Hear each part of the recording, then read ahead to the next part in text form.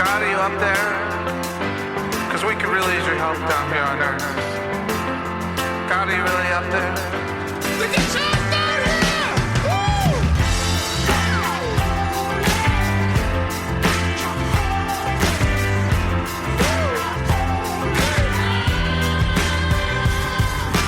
Round and around love goes. Why love stops, nobody knows. Does someone break your heart? That is music from the movie One Night Only by the New Radicals. I'm seeing here. I'm very tentative about everything, and I have to explain this, and some of the panel doesn't even know this yet. So this has never happened to me before. But my plan was, because I discovered I like seeing movies in the early morning, so there was an 8:40 showing of it this morning, except that it was canceled at the last minute. Maybe I should have bought my ticket yesterday, and they would have felt honor bound. And there weren't any other movie theaters showing the movie this morning. So I am just going to be kind of a moderator, traffic cop, as we discuss One Night Only with this terrific panel. I'm really not necessary anyway when we consider who we have talking about this. R.S. Benedict, writer and bureaucrat, whose fiction and nonfiction have been published in the New Haven Review, Fangoria, Current Affairs, and a bunch of other places. Irene Papoulis taught writing for a long time at Trinity College. Lindsay Lee Wallace is at this point technically a bat, not even really human anymore, but also a writer and journalist whose latest work includes the cover stories for the 4 most recent issues of Bat Conservation. Well, she kind of has a dog in that fight, or maybe a bat in that fight. International Bats Magazine. All right, so we're going to talk about One Night Only. Lindsay, maybe since you have hosting experience and since you also saw the movie, before I throw to a clip, why don't you quickly set up the premise for us? Sure. I have heard this film frequently described as The Purge, but for sex. It takes place in a sci-fi dystopia where a conservative administration has come to power and made it illegal for non-married people to have sex every single day of the year, except for one August evening from 7 p.m. to 7 a.m. All right. So then we meet our star-crossed couple. Allie, played by Monica Barbaro, better known as Joan Baez from the Timothée Chalamet Dylan movie, and Callum Turner, better known as Mr. Dua Lipa. All right, let's hear A1, please. Oh my God, it's the best pizza I've ever had. Truly. I think it's better than sex. No, come on. I mean it. But I honestly don't remember. What's your favorite part? The cheese. No, of sex. The build-up. What? That's just a typical lady answer. What? It is. Oh, okay. What's yours? Boobs? Cowgirl? You like to jackhammer? Just... You're not gonna believe me, but it's about the after for me. It is. No. That moment after. You're laying there, 2 people. And it's like you're sharing a secret. It's never really about the sex. It's kind of a good answer. But is it? I have no idea, actually. But let's talk a little bit about this. R.S. Benedict, this kind of plays into some of the writing that, in fact, brought you to our doorstep initially. So let's talk a little bit about the premise first and whether you, R.S. Benedict, feel that this premise works or can work. And I'll stop there. Go ahead. I feel like the premise can work. I mean, people are kind of worked up about this premise saying, oh, it doesn't make sense. It's not realistic. But I remember a few years ago, a movie came out where a guy will get turned into a lobster if he doesn't find a girlfriend. Mm-hmm. And I don't remember this much hullabaloo over people going like, that's not possible. You can't turn a guy into a lobster. That's unrealistic. So I'm okay with the premise. I feel like they don't pull it off. I feel like they don't manage to make it work in this movie. I feel like that the more they try to explain it, the more holes you find in it. And it just kind of works better if you can just go like, yeah, lobster, accept it, roll with it, okay? Like instead of, well, actually, what about this? What about that? Like the more you try to explain a premise like that, the more the worse it works. I mean, for me, I felt like the premise was really more clearly about, it was more of a metaphor than anything else. So like, stop trying to think about the little lawyer parts of it and just sort of roll with it. I wonder, not having seen the movie, but I wonder, Irene, if some of it is like with the lobster. I don't think there's a lot of follow-up questions like, well, can you still have butter in the house, or does he not like it? And there's not like a lot of natural things you want to know next. It's a lobster. Whereas here, I think people hear the premise and they go, well, what about this? What about that? What about, and some of those questions I think are answered over the course of the movie. But I think that might be a little bit of the kind of edginess that RS is describing. Yes, I do agree. I mean, there is an attempt. They have to have this thing on their wrist that sort of indicates whether they've had sex or not, for various reasons that you have to kind of just go with and agree. What about if you're working out? Does that make the same thing? No. So those are one of the questions that we would ask. But if you can accept the premise, I think it's an interesting political thing. That is what culture, that is what, fascists want to do, is kind of restrict people's sexuality for various reasons. Except their own. Except their own. Yeah, except their own. But they especially women, so they can control women, and so yeah, it's just like the pleasure principle is kind of snuffed out in a fascist society, except for the people in charge. So that is an interesting premise, I think, for it, and we can talk about how they play it out. Yeah, Lindsay, give us your take on ideally both of those, the premise and then how it plays out. I mean, I really like to be, like RS, you said, like the lawyer about, what are the implications of this society? Like whenever somebody asks me one of those, like, would you rather this happen or that happen? I have like 17 follow-up questions about the implications of my decision. So I really liked in this movie that, they have all this like weird signage in the background all the time, attempting to like specify what the rules are of this world. And I don't think it clarifies. I think it makes it seem even more absurd. But that is like, I liked that it was up to a point trying to explain itself. But then also, yes, after a certain point, you just have to be like, well, of course this wouldn't make sense and whatever. I don't think it's important that it makes sense. I am much more concerned about other things, like the fact that despite being charming and funny, I feel that it's also like a deeply sinister conservative narrative than I am about whether there's adequate signage about which positions are and aren't allowed. Well, adequate signage is very important in sex, however, at least in my experience.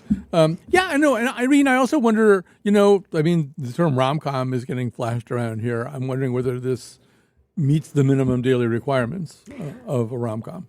I guess as a genre, I would say yes. It's not usually my particular genre, but the meet cute, the problem, and then the ending.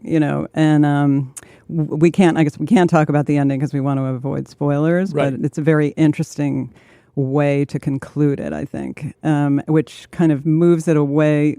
You don't usually think of rom-com as trying to do something political, or at least I don't. Maybe I missed the ones that did do that. And so it's a little bit interesting to somebody that is thinking about the politics of it, as opposed to this, the meet cute and all that.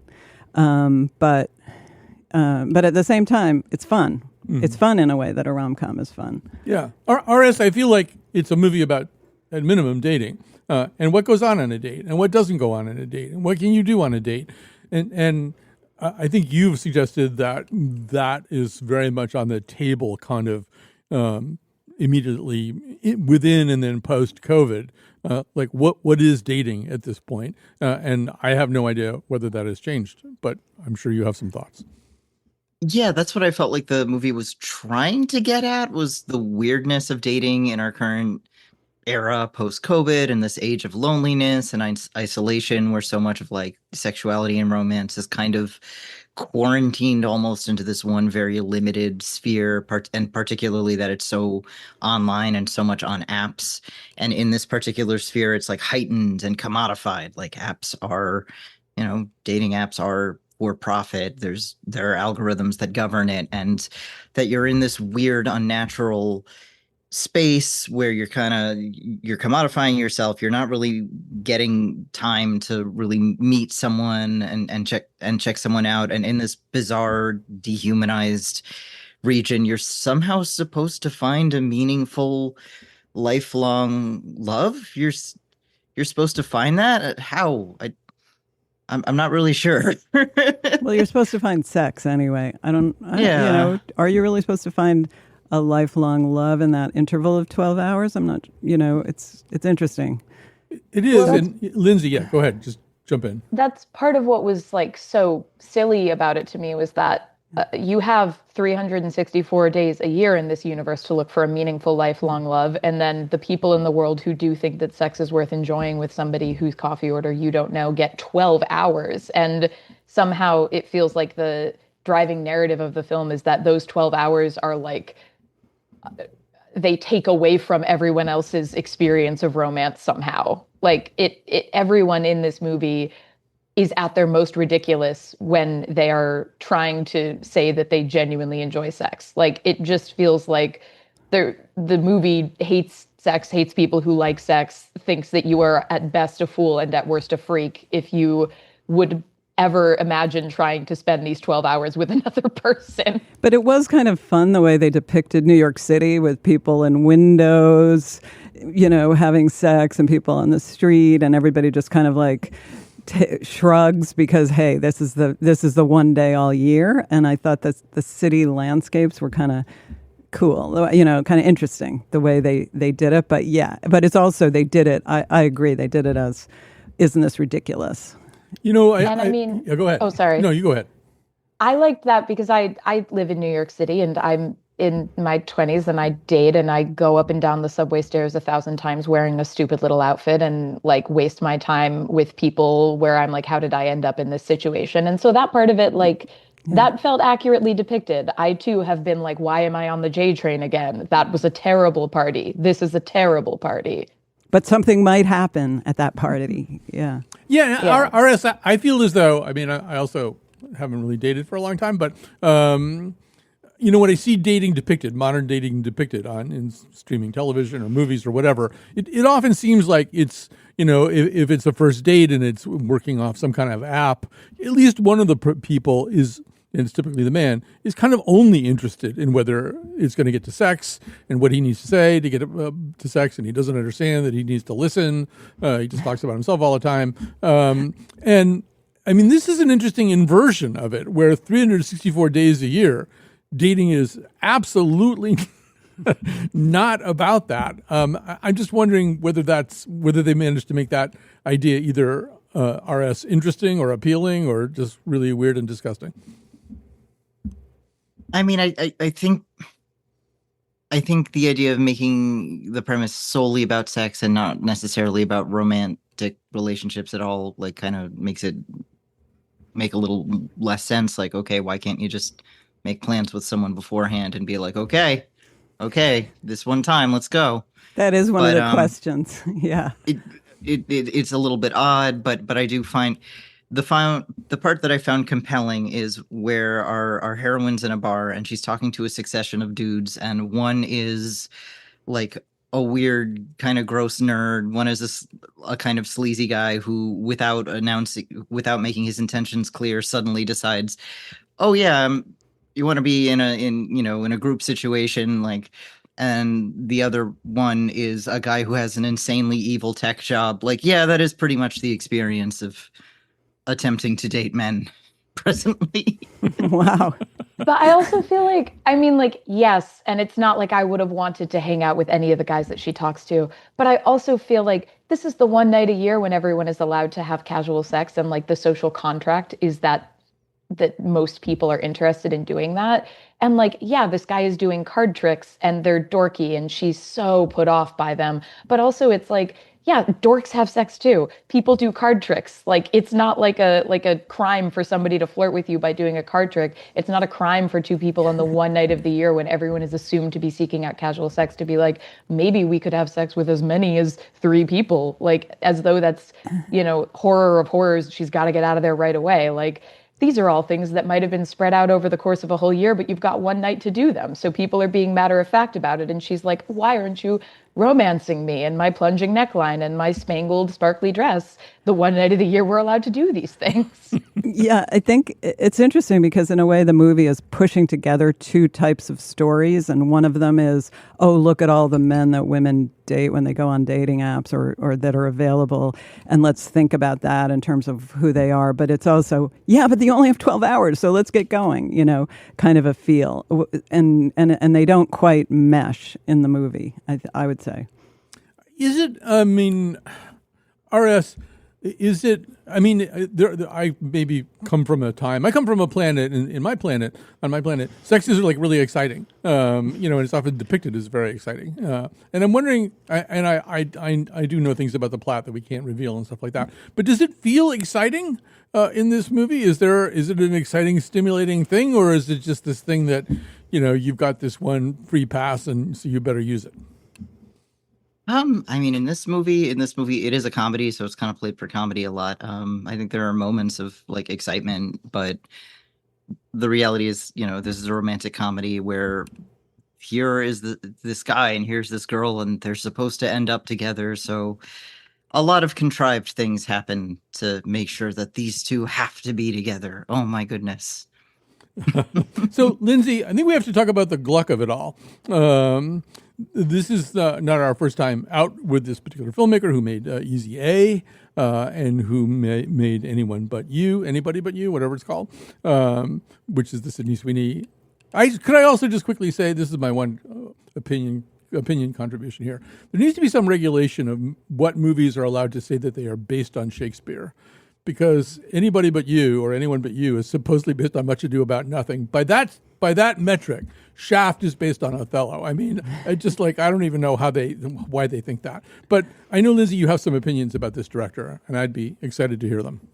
Yeah, Easy A is a movie that I loved when I was a kid, and I happened to rewatch it recently, and me and all the friends I watched it with were really struck by how ultimately conservative it feels, because it has, it takes place in this kind of hippie town in California. It has trappings of progressivism in that, you see that the main character is trying to make a point about the idea that if I were having a bunch of sex, that would be fine.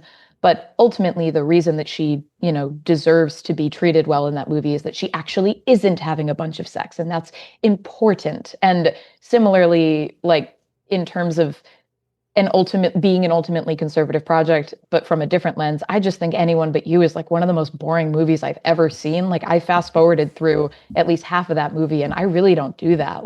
I've never seen two such beautiful people have absolutely no spark in conversation with each other. And I can only conclude that Will Gluck, the mastermind behind all these projects, is just sort of I just wish that sex weren't happening. I don't think anyone should have it. It's a stain upon society, and my project is to convince everyone that that's the case. I also think maybe it's he's got these characters in One Night Only who represent more extreme versions of an ideology that is kind of anti-sex. You see a politician giving interviews where he sounds ridiculous as he describes why the US has decided to enact this rule. You see this horrible little prepubescent incel type boy saying misogynistic things because our main character's roommate is babysitting him. And it kind of feels like Will Gluck is trying to be look at these freaks, look at this crazy premise. Now, when I tell you that what I think is that it's beautiful and important to wait for marriage, standing next to these freaks, I look completely normal. I think this is what we should all be doing. And at least I'm not these guys.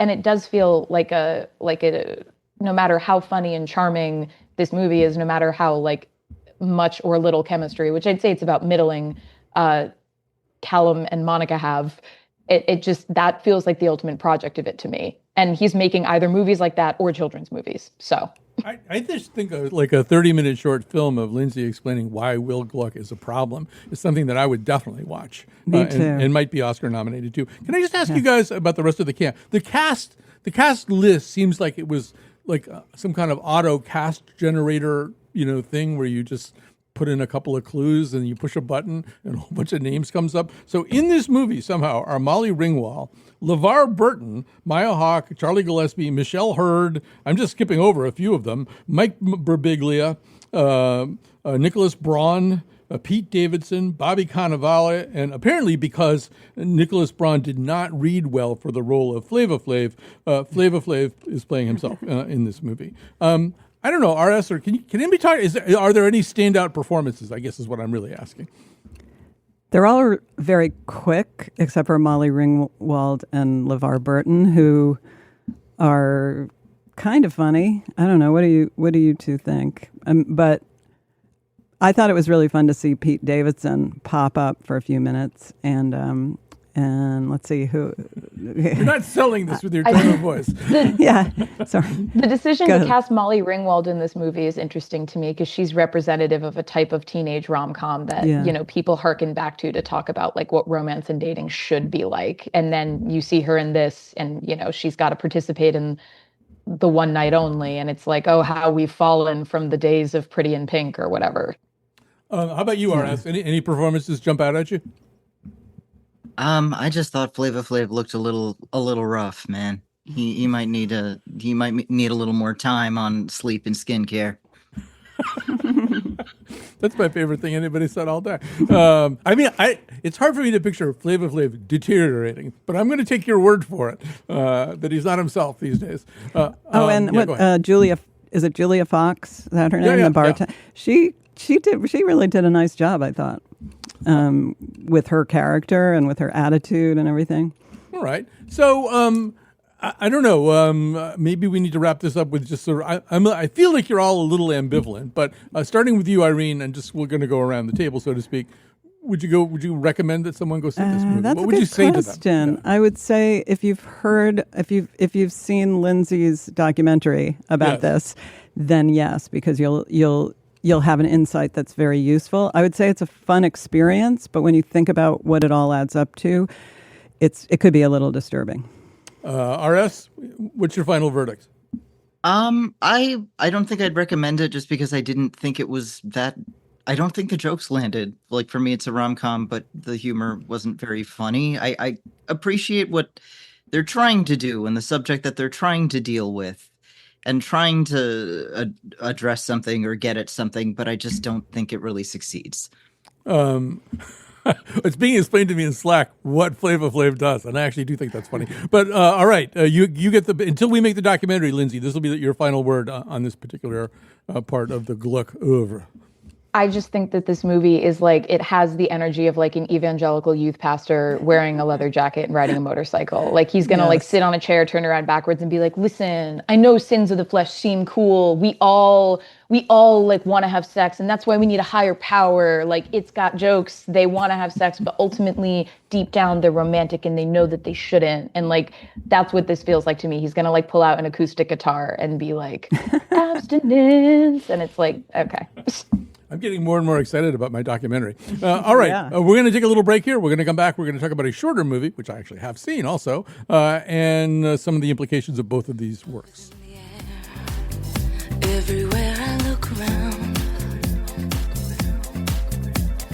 love is in the air, every sight and every sound, and I don't know if I'm being foolish, don't know if I'm being wise, but it's something that I must believe in, and it's there when I look in your eyes. I know it's strange, but my brain's gone really insane, and I'm off the chain, sipping on a fifth for the golden grain. I feel like slapping somebody today, slapping somebody today. I feel like slapping somebody today, slapping somebody today, slapping somebody today. I know it's strange, but my brain's gone really insane, and I'm off the chain, sipping on a fifth. Great choice by McPants on that one, and yes, and also we just get a lot of mail saying more Ludacris. You don't play Ludacris on the show that much. So here to talk about more movies and more sex and less sex are R.S. Benedict, writer and bureaucrat whose fiction and nonfiction has been published in the New Haven Review, Fangoria, current affairs and a bunch of other places. Irene Papoulis taught writing for a long time at Trinity College and still is a writer. And Lindsay Lee Wallace is a bat. But a really nice bat. A nice bat. Bat you wouldn't hesitate to invite over for dinner, and you would never slap. You would never slap this bat. A bat with opinions. A bat with opinions. There you go. So we're going to talk about the movie Two People Exchanging Saliva. I could try to do it. Deux personnes échangeant de la salive. It's a black and white French language absurdist comedy drama. Short. It won an Oscar, as I recall. It was this year's Academy Award for Best Live Action Short Film. Irene and I were probably standing there looking at the screen at the Oscar party when that happened. It tied with The Singers, which is also really good. So the premise of this I can set up, which is that we are in, once again, some kind of dystopian world, a lot of which happens to take place at Le Galerie Lafayette, but a dystopian world in which people do not kiss or express affection towards one another, but perhaps more saliently, and this apparently was the germ of the original germ of the movie, that people, in order to pay something for something, allow themselves to be slapped repeatedly. And then the whole idea of not kissing came later, apparently, for the creators. So I don't think there's any way to play a clip because it's all in French. I mean, we could do that, obviously. But I think we're just going to start off with takes. And Irene, why don't you get us going? How did this movie work for you? Oh, I loved it. I thought it was a perfect little gem. I didn't have the same kind of questions, or I didn't want to have the same kind of questions that we were talking about with the other movie. But wait a minute, how does this work exactly? No, you're just like sucked right in and into the metaphor, and it's just beautiful. Yeah, and Lindsay, I also feel like this is a movie where they kind of answer your questions right away. This, by the way, I think is a movie where everybody in the world is also right-handed, because one of the things that everybody has is kind of a bruise on their left cheek. And when you first see a few people like that, you are wondering what in the world this is, because everybody has it. And very quickly you find out is that in fact, you have worse bruises the more money you have, because the more you pay, the more you get slapped. But I'm babbling. Lindsay, how did this movie work for you? I feel the same way as Irene. I think you said like a perfect little gem, and that is also how I felt about it. I also feel like it's like the atmosphere it establishes is such that I am not like, how did this happen? What are the rules politically? That's just not. One Night Only has that problem because it tries to tell you, and because it has a very like realistic tone, and this movie does not have a realistic tone. So I'm just like, sure, this is what has happened to the world. That's and it's fine with me. In black and white also. Yeah. Yeah, and it's very like stylized. And I think also that the sound is so like crisp, and then the score is so like additive and strange and delightful, but then also very upsetting when it needs to be upsetting. And I thought that was really powerful too. RS, how about you? Well, I was watching it and thinking, my God, this is French. This is so extremely proudly French. It's great. If you decided to get a laboratory together and make the Frenchest possible film, it would be this. It's black and white, it's artsy, it's full of despair. It's great. I think also, obviously there are these kind of structural things that you pay for things by getting slapped. You can't kiss in order to discourage kissing. Everybody intentionally gives themselves bad breath. If you're not having bad breath, people get very suspicious of what you're up to. So you have to prove that you have bad breath. You have to prove that you have bad breath, and rotting teeth, ideally as well. But I think what we're really seeing is this kind of anhedonic look. It's a world. These are just the two most noticeable symptoms of a world that some of the black and whiteness of the movie is this is a world drained of vividness, drained of pleasure. It's not clear what people have substituted for our ideas of pleasure, but those ideas are gone. Well, definitely not other pleasures. And that is, are we moving in that direction? That's what it's kind of a metaphor for. And I think it's not so wrong, because it's also, they can't, it's sort of like what happens to individual desire? Nothing, try to ignore it, stamp it out. That's it. In thought it was sublimated through shopping. Sorry, I'm interrupting, but I thought that's kind of what it was about, where this desire, desire for pleasure and intimacy is just sublimated through shopping, and the the longing for intimacy. There's a reason it happens between a customer and a clerk, because that's your intimacy there. You've got someone like, you know, if you're shopping for clothes, someone who's like noticing things about your body and getting things for your body. And oh, I noticed one leg is longer than the other. Let me fix this. You know, it's kind of, it's retail therapy, I guess. Yeah, I noticed that too, Lindsay, and this sort of reminded me of a conversation we were having a week or two ago too.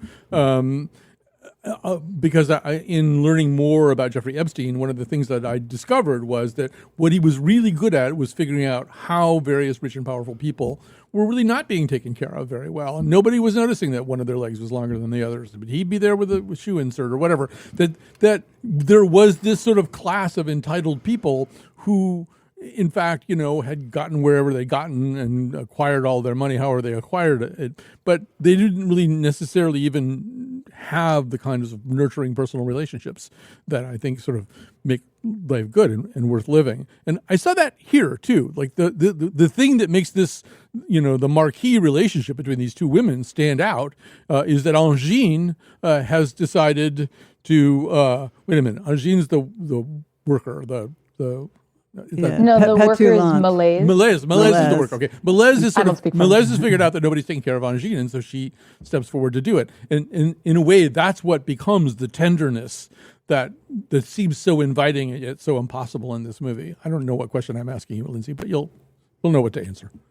Yeah, I mean, I feel like the obvious class dynamic between the customers in the store that we see and the people who work there, and then like Angine and Malay, I don't know how to say that word specifically, is very like indicative of how much you can insulate yourself from meaningful relationships with both a massive amount of wealth and the things that you have likely done to acquire a massive amount of wealth. And something I think that's interesting about this universe is that if you are in the position of power to have the resources to buy something, then you have to give a little bit of your power back and be like degraded. And that is like a mark of pride. They have those bruises on their cheeks and they wear them with honor, and they want to be like literally put in their place by the person who is selling something to them, but also only to a point. Like the customers in the store are not like falling on their knees in front of the people who work there, but they are just like, in this little moment, I get to experience physical intimacy and I get to give up my power, which is weird because like we're talking about how in the short, sexuality is sublimated into shopping. And then it's also like not just sexuality, but like the power dynamics of sexuality and the desire for sex to be an opportunity to give up power is like all down to this, store worker putting on a little glove and smacking you across the face because you bought shoes. Yeah, because most store workers are not looking to see that your one leg is shorter or longer than the other. They don't seem to have the kind of care, get the kind of care that Malaise gives. So I don't know. Yeah, I mean, right? Well, Does Petulant is the other one. Marty Supreme sells shoes, and he's very interested in the physical well-being. It can be a very sensual thing, yeah, absolutely. So I want to segue a little bit. I mean, I made a reference to this before, but one of the reasons that we first met R.S. Benedict was because of a 2021 essay in Blood Knife titled "Everyone is Beautiful and No One is Horny." It was really about action and superhero movies. But since then, also, we just recently read Too Scared for Sex by Faith Hill in The Atlantic about the therapist Esther Perel, who has a theory about America's eroticism shortage. And so, R.S., as we look at these two works that we're talking about today, they seem to be dancing around or maybe even intensely confronting some of these ideas. And I don't know, is there a way a direction you would want to take that conversation, R.S.? I mean, I think the sexual intimacy shortage, we're kind of focusing on that as a marker, as the main problem, but I think it's just part of an overall age of loneliness, age of isolation, an age of just anhedonia, and just a lack of really kind of people enjoying themselves. People don't go out as much. People don't maintain as many friendships. People just aren't doing as much. They're just kind of bummed out and online. And even our drugs we have certain drugs and ways of numbing ourselves, and they're not fun. You've got like tech bros microdosing all mushrooms in order to like code better. Like, what are we doing, man? Yeah, I mean, I guess you're ready to pounce. Yeah, well, not to pounce, but just, yeah. I mean, the title of the article that we read I think is called "Too Scared for Sex," and so there's this thing about fear. The reason why we're doing those things is because we're supposedly afraid of doing more than that. And I would say, when I was reading it, I was thinking, yeah, people are afraid of who they really are, not who they're supposed to be, not what they look like on the outside, but who they really are and what their desire really is threatening. Yeah, Lindsay, there's one paragraph in that Atlantic piece that really jumped out at me. She writes, Americans seem to be losing their taste for pleasure, sexual or not. In growing numbers, they're short-circuiting their appetites with GLP-1s. They're covering their homes in beige, following influencers who quietly tidy and half-heartedly streaming mild comedies while they scroll. Quote, the culture of these years, unquote, my colleague Spencer Kornhaber wrote recently. Spencer's been on our show a lot. The culture of these years will be remembered for lots of things that dulled and distracted the senses. Easygoing country music, friendly AI chatbots, ketamine nasal sprays. And dulled senses are an enemy to eroticism. So, Lindsay, as you pointed out before, you're in New York, you're dating, you often get pizza and remark about what it's better than. I don't know. How does that argument work for you? I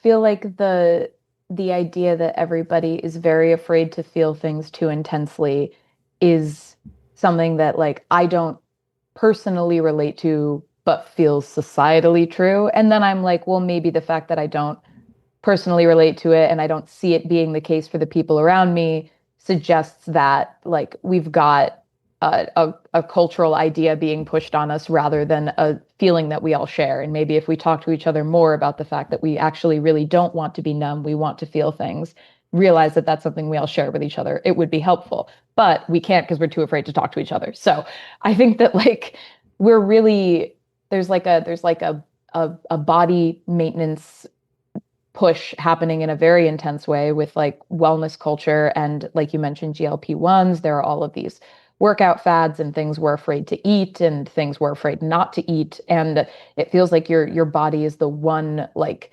discrete asset that you have no matter what. And if something horrible happens to it, or if you fall horribly ill, like you still have it, but you'd better try to avoid those things. And those things are like moral markers almost. So the idea that, embarrassing, painful, bankrupting things could happen to you if you don't take perfect care of your body is like, okay, well then like, I'm not going to go anywhere. I'm not going to let anyone get near me. I'm not going to let my cortisol spike because like the consequences could be disastrous. Like the world is falling apart around me and I'm the only thing I have. So why would I, mess that up for myself at all? Because it's about controlling. I want to control all those things you're saying, or not I, but that's the idea. Everything should be controlled, including your own body. And the thing about sexuality and passion is you can't control it in the same way. You don't really know. It surprises you or it goes in different directions from what you expected. And that is, for some reason, really scary to people. And so, not for some reason, it is scary. But it's also exciting, and so then you're gonna squash the excitement as well as the fear, and as you're squelching your fear by just saying, like people have these lists. I know a lot of people who are dating who have this list. Well, the person has to be this, he has to be this, he has to be that, he has to be that, and so if you're just thinking about lists of characteristics in somebody that you might want to have sex with, it seems like you're kind of missing something like, well, do you feel like having sex with him or not, or her? And so that culture of just controlling, because that's what I want to have on my, in my house, a person that has those particular characteristics. And that is, I think that's so toxic, but it's very real and but then people still want to have sex. So they have hookup culture, where they can have sex, but it's not satisfying because it's just trying to strip away the the physical part from the rest of it, and that's no good either. We need some kind of, wholeness of who we are, and who we are might not be the same as who the next person is, and that's why is that so scary? I don't know. RS, you're going to get the last word on this. Sorry. Oh my gosh! I got the last one. Oh no, that's terrifying. I guess I would argue that it's a little bit more about downstream of a symptom of lack of emotional intimacy, and I would argue even more obliquely that sexuality isn't necessarily an antidote to anhedonia either. I have met way too many millennial sex positive sex nerds who somehow turn it into what feels like schoolwork, where you're attending workshops and memorizing acronyms and doing things that make me feel like this isn't fun, this isn't intimate. Am I going to be graded on this? Am I going to have, is there an exam? Like, what is going on? Do I have to, am I going to be in an MLM as a result of this? What is happening? It's bleak. It's bleak. We all just need to log off and go outside. All right. Beautifully summed up. Take that, sex nerds, a group of people I didn't even know existed. We're going to take a little break. We're going to come back. We're going to actually recommend some things to you for pleasure, maybe.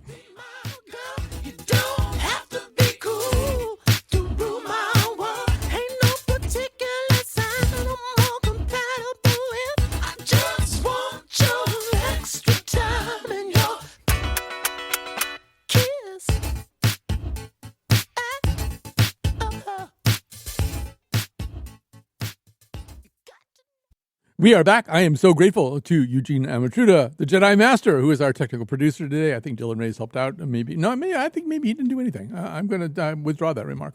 Jonathan McPants is the producer of this show. He's also, I think, the one of the two protagonists of the French movie is Angine.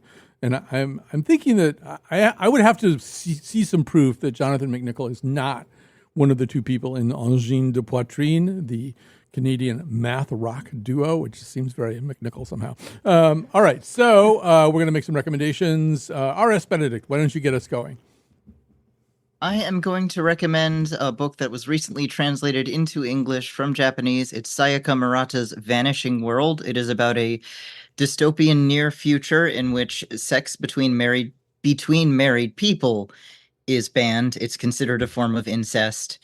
And there's very little sex in the world. Everybody reproduces asexually, and most married people have like a romantic relationship on the side. And within this world, a married couple, decides they're going to join a new experimental city where sex is completely abolished. Men can get pregnant, and children are all raised communally and all have the same name, uniform, and haircut. And it is a very, very, very weird little book called Vanishing World. It is extraordinary. McPants and I both had the same reaction, which is only R.S. Benedict would know that this book exists as a counterpoint to the movie that we just saw. What a great recommendation. Thank you so much for that. It just occurred to me that in the world of the Exchanging Saliva movie, you and I would have to learn to slap right-handed. Either that or some people would be walking around on the wrong side. Yeah. Well, you'd only have to learn to slap right-handed if you were selling things. If you're mostly buying things, you're fine. That's right. I guess I didn't really thought that through very well. Like so many things. All right, who wants to go next? You want to go next? You can go next. Okay, I'll go. I have two quick. The first one is the Wild Party at Playhouse on Park. I enjoyed it. This is the last weekend, so if you want to go to a play and have a little fun with people exploring sexuality and all kinds of ways, on a lot going on the stage at all times. There's beautiful dancing and a lot of fun things in the play. So go to the Wild Party at Playhouse on Park. But also, it seems unrelated, but it's actually a sports documentary, which you would never expect me to recommend him. But it's called Mourinho, who is the coach of Real Madrid soccer team, and it's a 3-part documentary on Netflix about him, but it's not so much about soccer as it is about him and his character and the relationship between his arrogance and his warmth in terms of dealing with the players and how he sees himself. And to me, it's connected to what we were talking about because of self-awareness and self-understanding, and does he have it, and to what extent does he have it? And that's what I watched it for, and I thought it's really interesting. very good recommendations. All right, Lindsay Lee Wallace, how about you? I'm also going to recommend a show, a musical, Cicada, which, if like in the same vein as conversations we're having about like how contrived and bizarre dating and romance can be, it's this musical that I have gotten to go to a like reading of, and now it's going to be in New York the last weekend of August, about a wealthy Southern family whose dead matriarch like enlisted this woman she met to marry off all of her children, and they're all like spoiled brats, and this woman tries to like arrange relationships between them without revealing that to them in order to get cut in on the will. And I think it's a really fun companion piece for all the stuff that we talked about today. The music is great. Where will we be able to see Cicada?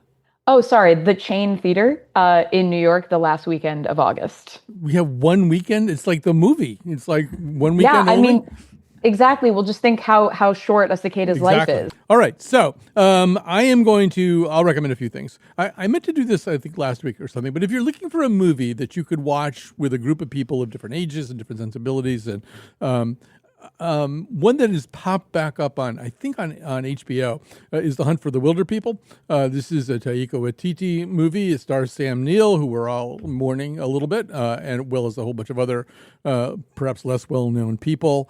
It is about a young boy who is sort of been placed in a bunch of foster settings and winds up in a very unusual one. I don't want to say too much about it, but it's got that Taika Waititi sense of humor where it's also a movie that you couldn't really ask a lot of hard questions about and have satisfactory answers, but it's just lovely and whimsical. And then last night I was watching the opposite of that. I was watching possibly the most nihilistic and cynical movie that I can think of. We did a whole show on nihilism, and we talked a bit about No Country for Old Men, but really Sicario, which is one of the early Taylor Sheridan scripts, about the drug war. I was watching it last night just because I like Emily Blunt's performance so much. It's just such a weird performance. She's always like smoking cigarettes and trying to deal with her anxiety. But it is the most stark depiction of modern day nihilism. I mean, it is a movie with kind of almost without any values at all in the end.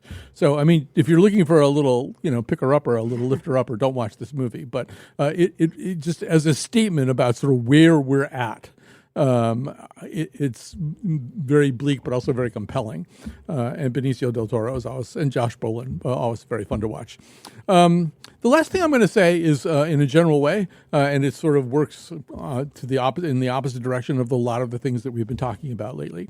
One of the things that I've been noticing lately is that as troubled as our society is, and as stark as some of its valences are in such a way as to produce some of the sensibilities that we've talked about today, I've been noticing how nice people are, actually. People actually are really nice. I found this even on primary day, just going around and talking to people at the polls and running into people and stuff. But I particularly, I've had the experience, as many people know, I hope I can get through this without crying, but my dog died, and he was like just the world to me. And I've lost count of how many cards have come in the mail, and a neighbor showing up with cookies, and somebody from the park showing up with flowers at 9:00 at night, and just hundreds of comments and emails and stuff. And people have been just so kind and kind of understood maybe what I was going through. So if any of the movies that we've talked about today make you despair about the human race, don't feel so bad. People are actually pretty darn nice. And if you're in trouble, they will do what they can to help you. I want to thank this wonderful panel for being with us today. Lindsay Lee Wallace, R.S. Benedict, Irene Popoulis. Thanks to McPants and Amatruda, the law firm of McPants and Amatruda.